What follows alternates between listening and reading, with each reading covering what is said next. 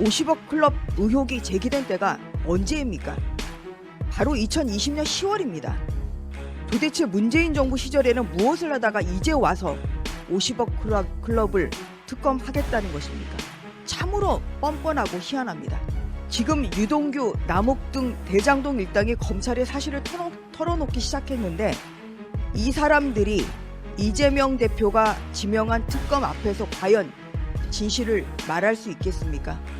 민주당이 헌정 질서까지 어지럽혀 가면서 이재명 방탄에 올인한다면 이재명과 범죄 공동체임을 잔인하는 것입니다.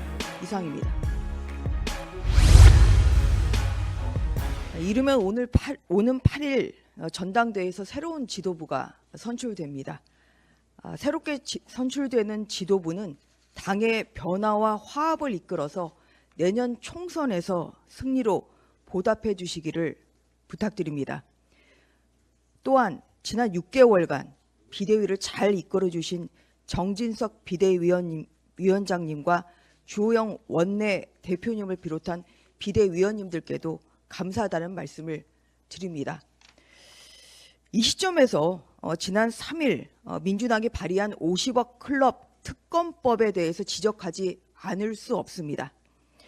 50억 클럽 특검법의 본질은 이재명 방탄 그리고 검찰 수사 노골적 방해입니다. 민주당이 발의한 특검법은 특별검사를 대통령이 소속되지 않은 교섭단체에서 추천하도록 하고 있습니다. 즉 민주당 이재명 대표가 추천한 인물이 특별검사가 되는 구조입니다. 참으로 뻔뻔하고 희한합니다.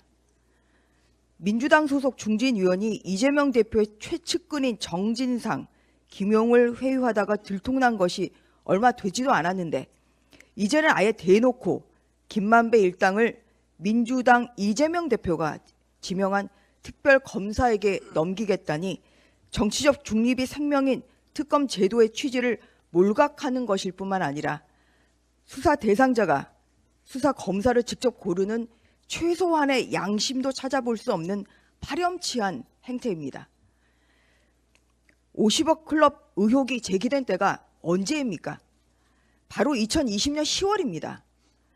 도대체 문재인 정부 시절에는 무엇을 하다가 이제 와서 50억 클럽을 특검하겠다는 것입니까? 문재인 정부는 오히려 대장동 일당의 각종 뇌물 공여 의혹을 감추기 급급했습니다. 2020년 봄 김만배 씨는 화천대유로부터 대여한 473억 중 일부를 5만 원짜리 현찰로 대량 인출하면서 일대 은행 영업점에 5만 원권이 동이 나는 사건이 일어났었습니다. 이 돈이 과연 어디로 흘러갔는지, 당시 권력을 쥐고 있던 인사들에게 흘러간 것은 아닌지, 뇌물 공여의 개연성이 높음에도 왜 지금까지 제대로 밝혀진 바가 없겠습니까?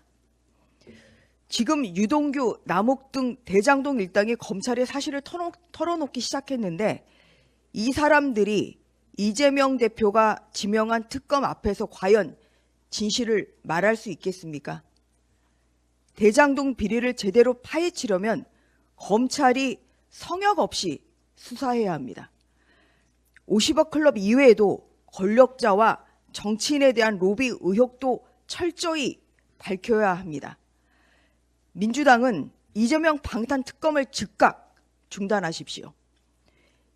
민주당이 헌정 질서까지 어지럽혀 가면서 이재명 방탄에 올인한다면 이재명과 범죄 공동체임을 잔인하는 것입니다.